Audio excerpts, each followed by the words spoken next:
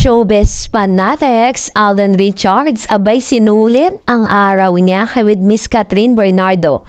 Ilang mga Katniel fans ay pinipintasan ang nilabas na poster ng HLA. So, bago tayo magpahinga dito sa Pilipinas, yung iba namang mga viewers natin sa ibang bansa, hagigising lang, para po maganda po yung wake up nila at maganda naman yung tulog natin. Dahil nakikita po sa mga paayuda ngayong araw na day off nga po ng cut din at talagang sinulit po nila yung kanilang araw. Dahil lahat ng mga nasa itinerary nitong si Catherine at si Alden Richards sa unang araw ng kanilang day off ay ginawa po nila. Una, nag-gym sila sa Canada. Kasama niya po si Alden at si Catherine, nag-gym sila together. Na bagay na hindi nila nagagawa sa Pilipinas dahil may kanya-kanya silang schedule pagdating sa Pilipinas.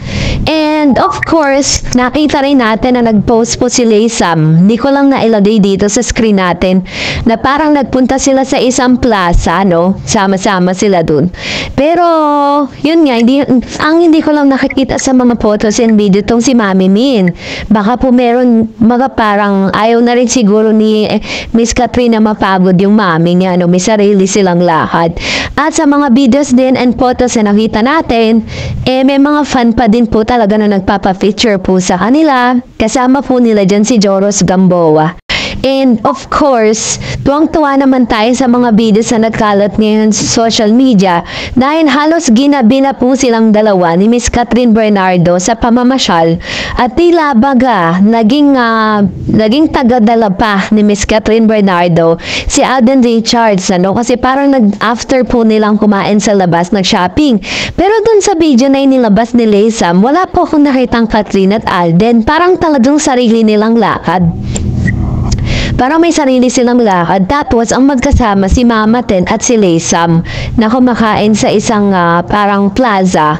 Tapos, hinahanap ko si Catherine, wala. So, i-post natin, And of course, ayan nga, nakita natin yung mga paayuda nila ngayong araw. Talagang hindi sila nagdadamot. Kapag may mga time talaga, nagbibigay sila ng mga paayuda. Pero, alam niyo po ba na, isa sa mga nakakalungkot na dumaan po sa newsfeed ko dahil inilabas na po finally ng HLA ni Direk Cathy Garcia Sampana at ang production ng production team yung kanilang poster. So, pinag-combine po yun. Kumbaga parang kinumpare yung dati po nila. Sa poster na yun, parang makikita mo na magkasama si Alden. Mukha si Alden dun sa poster. But this time, sabi po ng ilang mga Katniel fans, bakit parang wala si Catherine or wala si Alden Richards dun sa poster? Na bagay na talagang pinunutan po nila sa Facebook. Ginrab ko siya para po ipakita ko sa inyo. And para lang po bigyan kayo ng information kung bakit po ganon yung klase ng poster na inilabas ng HLA. Kasi kahit sino naman talaga, magtataka bakit na naman ganon. Parang si Catherine Bernardo lang yung nakita natin sa poster, then pangalan lang ni Alden Richards ang nakalagay doon. Parang sinasabi po ng poster na hindi pa rin ganun happy ending yung kanilang love story sa HLA. Parang ang lungkot naman. And for the second time around, di pa rin tayo bibigyan ng happy ending. Pero abangan na lang natin yung kasi yung kaabang-abang, diba? Nakita pa lang natin yung poster. Nakita ko pa lang yung poster is parang na-curious na ako. How much more kapag dumating na talaga yung totoong video. So, ito po yung poster. So, nakita niyo po yung poster na si Miss Catherine Bernardo lang. Ang furniture po dito, wala po si Alden. Si Alden parang napakalayo ng kuha niya, tas si Miss Catherine ang nandito sa unahan. Kasi syempre po, diba, parang yung HLA kasi umiikot yan sa karakter ni Alden at ni Miss Catherine. Pero more on Catherine Bernardo na isang OFW na nangangarap Sabi po ng caption ng isa sa mga Katniel fans, tinanggal ko na lang yung pangalan niya. Ano nangyari sa Love Team of the Year? Nahiya na ba kaya gagawing solo era? Maraming senyales to para sa mga Katniel. Mukhang goodbye again na Katniel. Yan. So, hindi pa man lumalabas yung movie. Ginajudge na po nila agad, na parang after daw ng movie na to, Parang sinasabi nila na dahil may mga, parang ang finiture lang nila si Miss Catherine, tapos ichipwera si Alden, ganon. Parang dahil daw ba si Miss Catherine is a box office queen, kaya siya po yung inilagay dyan. Malalaman natin ang totoong storya niyan kapag po lumabas na yung movie. So marami lang talaga mga judgmental people na hindi po maitikom yung kanilang mga bibig. That's it for today. For more videos and updates, please don't forget to like and subscribe, and please don't forget to follow my Facebook page, Dar Eds TV.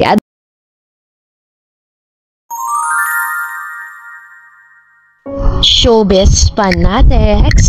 Abay, Catherine Bernardo, totoo nga bang hindi nakasama sa dinner date or group date dahil sa bagay na? At ngayong araw nga ay napakarami pong paayuda ng kat din dahil sobra po talaga yung, dahil sinasabing ang araw na ito ay ang araw kung saan sila po ay pinagpahinga, pinag-day off ni Direk Cathy Garcia Sampana. Kasi this August po, ang dami pong ganap din ni Mr. Alden Richards sa kanyang mga world tour dahil sunod-sunod po yun.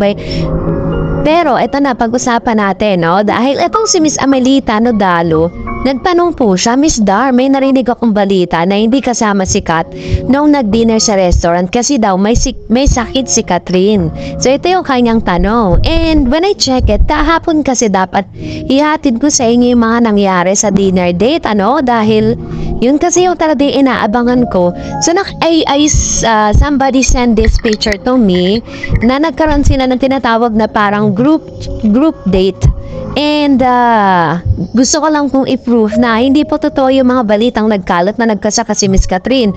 Kung saan ngayong araw, inilabas nila yung mga photos nila na magkasama sila ni Mr. Alden Richards. Sa tingin po ba ninyo kung maganda po, di maganda ang pakiramdam ni Catherine, ay sasama siya para po libutin or kumain sa isang masasarap na restaurant? Ito na po yung tinagurian na date po nila. Pero sa tingin ko, kasama niya dito si Joros Gamboa dahil nag-post po si Miss Catherine Bernardo ng kanila pong parang minay day niya doon sa kanyang IG account. And then ito na lumabas na nag-gym po silang dalawa. Yan, magkasama silang dalawa ni Alden Richards. Hindi po yan edited.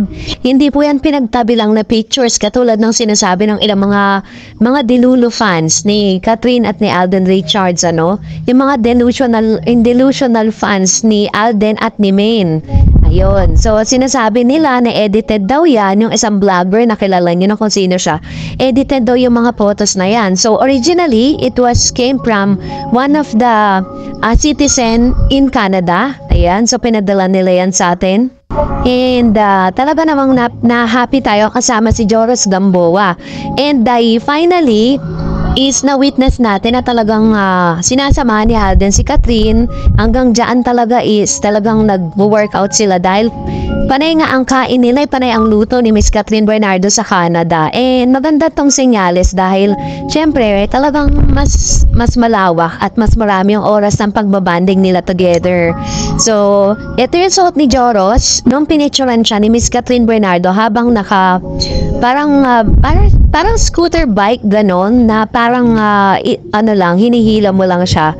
Di ko alam, or para siyang trolley, ganon.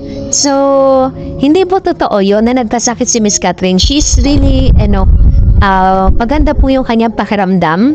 At dun po sa photos na nakita natin, diba? Parang nandun si Alden, tapos yung mga guardian nila, yung kinuha nilang Canadian guards, na magbabantay nga.